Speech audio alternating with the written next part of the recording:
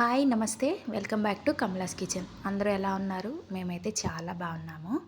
ఏంటి దోశ ఎగ్జిబిషన్ పెట్టింది అనుకుంటున్నారా? ఎందుకో ఒకసారి ఈ వీడియో చూసేయండి, మీకే అర్థమవుతుంది. ఎప్పుడు ప్లెయిన్ దోశనా అయితే డిఫరెంట్గా ఏదైనా చేస్తారు కదా, అలాగే ఏదైనా చేసి పెట్టచ్చుగా.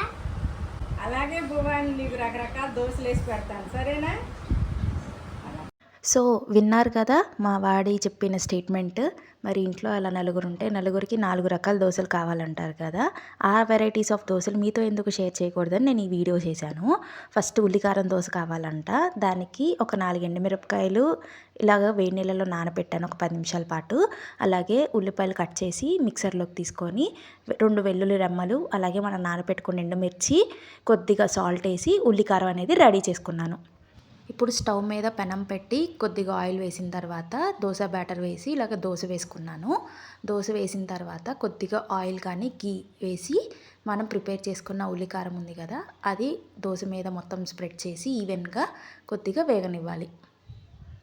ఇది వేగడానికి టైం పడుతుంది. ఇప్పుడు సెకండ్ ఆర్డర్ చేశారు, లేస్ దోశ కావాలంట.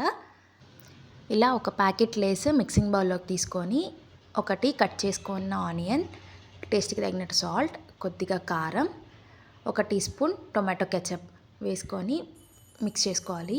దీంట్లో మీకు నచ్చితే కనుక ఒక హాఫ్ లెమన్ అనేది స్క్వీజ్ చేసి కూడా వేసుకోవచ్చు.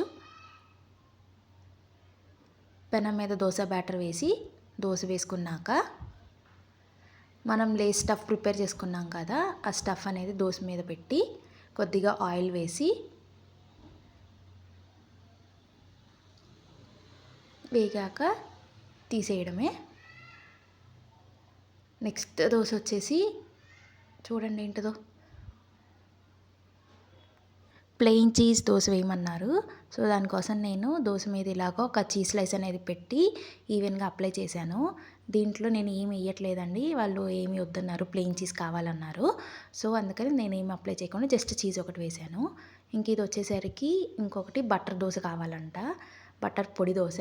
దానికి నేను దోశ వేసి దోశ మీద కొద్దిగా బటర్ వేసి కారపొడి చల్లి అది వేగాక ప్లేట్లోకి తీసేసాను.